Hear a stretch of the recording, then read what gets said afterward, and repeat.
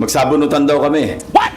Yan ang reaction ni Senator Amy Marcos sa issue ng di umano ay pork barrel sa 2026 GAA, allocables and her baseless insults and untruthful criticisms against the Senate Blue Ribbon Committee, which I chair.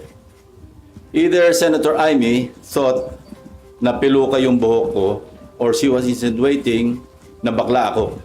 Kaya siya naghamon ng sabunutan. On both counts, I say nothing can be farthest from the truth. Una, hindi po piluka ang aking buhok. Idugtong ko na rin na walang peke sa mukha ko. Hindi rin pustiso ang ngipin ko. My teeth are all mine. Ulitin ko, walang peke sa anumang bahagi ng aking mukha. Pangalawa, lalong hindi ako bakla. Hindi ako bakla.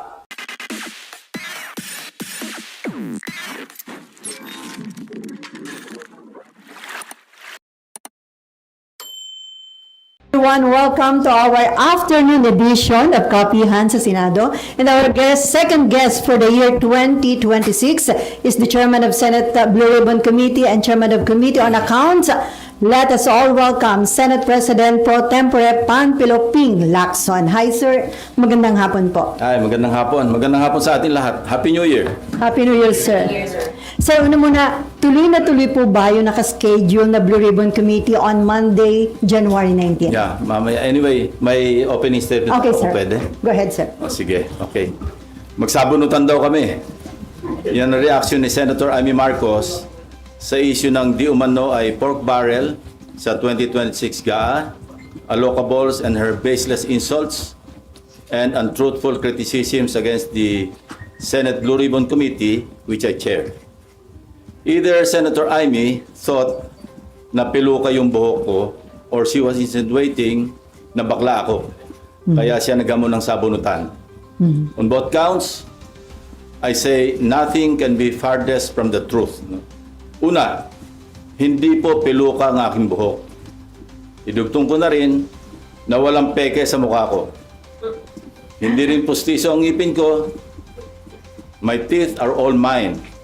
Ulitin ko, walang peke sa anumang bahagi ng aking mukha. Pangalawa, lalong hindi ako bakla.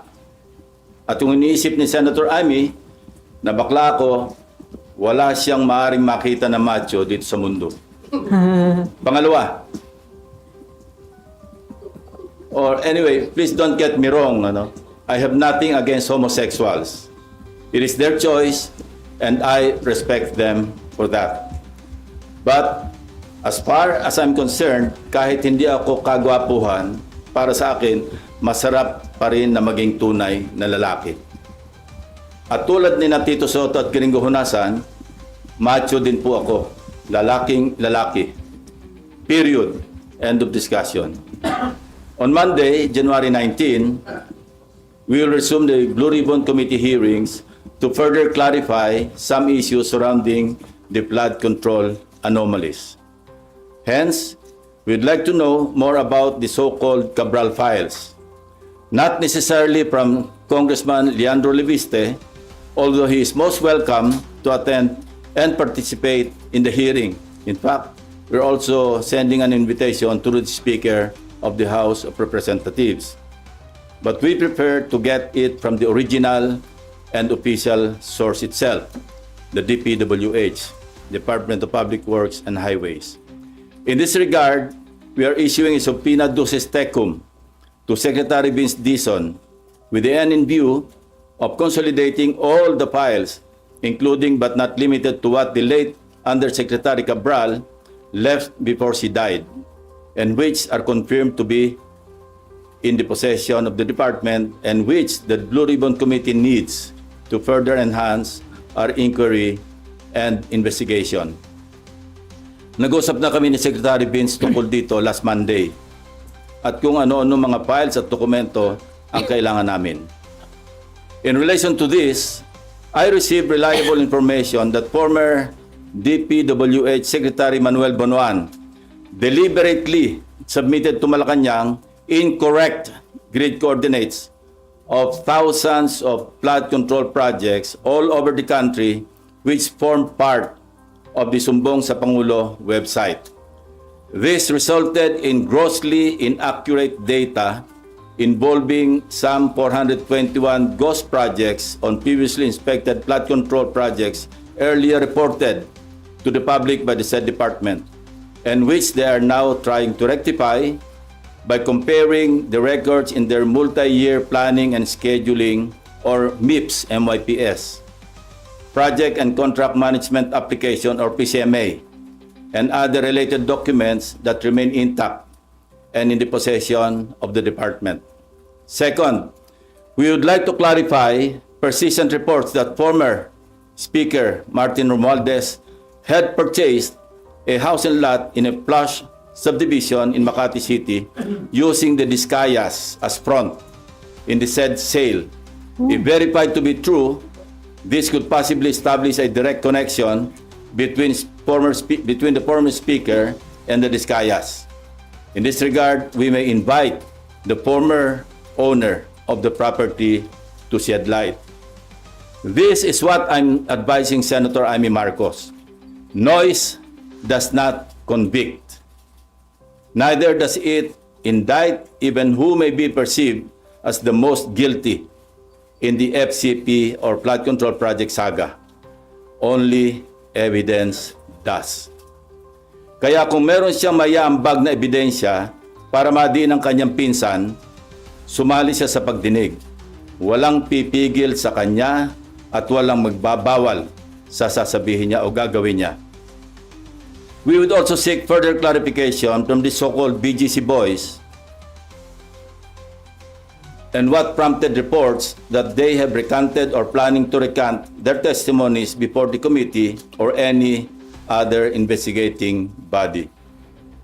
I also intend to clarify with former Yusek Bernardo the circumstances behind a failed attempt by former Chief PNP and now MMDA General Manager Nicolas Torre to take him under the custody of the latter and find out for what purpose. We will also issue subpoena to personalities who snubbed our invitations during the last hearing under pain of contempt and arrest by the Senate Sergeant at Arms. With all that said, I'm ready to answer your questions. Sir, balikan ko lang yung kay Senator Amy Marcos. How do you find yung ganong klase ho ng statement o reaction sa inyo naging pahayag bilang isang lawmaker? Well, nakakagulo, no? Hindi nakakatulong. Kasi unang-una, wala talagang pagpipigil o pagbabawal na ginagawa. Particularly ang chairman o sinong miyembro ng komite na nag-aattend ng hearing. Sino kami para magbawal sa kasamahan namin? No? So talagang masyadong insulto sa integridad ng Senate Blue Ribbon Committee. Sa amin lahat, for that matter. Even to herself, kasi member siya ng Blue Ribbon eh. Hindi nga siya nag-a-attend, so paano niya masasabi na pinagbabawalan siya o sila? Sir, anong intention niya? Sirain yung credibility ng investigation ng Senate Blue Ribbon Committee? Hindi ko alam kasi even earlier, di ba marami siyang sinasabi sa inyo na may babaliktad. Hindi ko alam kung bakit ginugulo niya. No? I think you better ask herself or her, no, regarding that issue. Pero napakababang level po ba yung mga statement o yung mga term na ginamit niya bilang sagot ho sa inyo? Ayoko na mag-comment. Una-una, hindi non-answer naman yung kanyang sagot eh. Hindi naman niya kinonfront yung issue, no. Sa halip, nililihis niya at anong mga issue pa ang kanyang sinasabi sa pagtugon doon sa naging usapan o usapin.